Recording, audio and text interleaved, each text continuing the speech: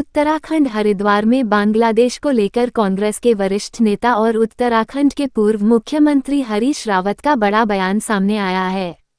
बांग्लादेश में हालिया घटनाओं पर प्रतिक्रिया देते हुए हरीश रावत ने कड़े शब्दों में निंदा की है और भारत के ऐतिहासिक योगदान को याद दिलाया है। कांग्रेस के वरिष्ठ नेता हरीश रावत ने बांग्लादेश में हो रही घटनाओं को लेकर गहरी चिंता जताई है। उन्होंने कहा कि यह बेहद निंदनीय है कि बांग्लादेश में इस तरह की घिनौनी हरकतें हो रही हैं। कांग्रेस नेता हरीश रावत ने कहा कि बांग्लादेश के निर्माण में भारत की सेना और तत्कालीन प्रधानमंत्री इंदिरा गांधी का ऐतिहासिक योगदान रहा है।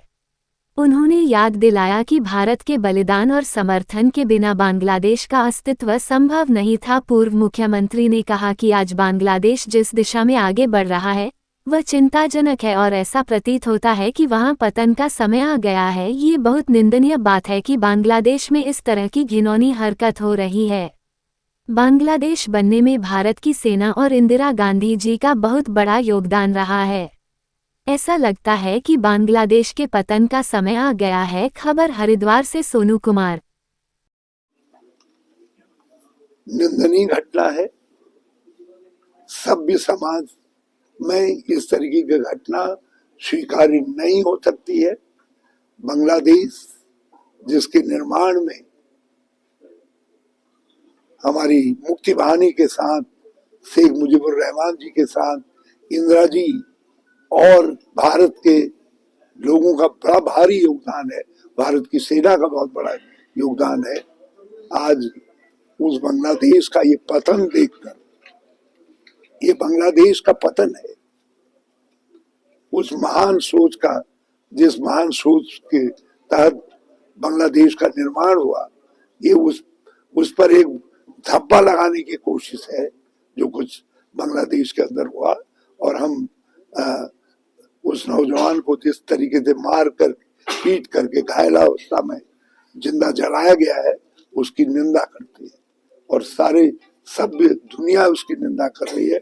और बंगाल और बांग्ला संस्कृति को कलंकित करने का काम किया है जो लोग वहाँ जमात इस्लामी के लोग और जो लोग भी उस घटना में सम्मिलित थे।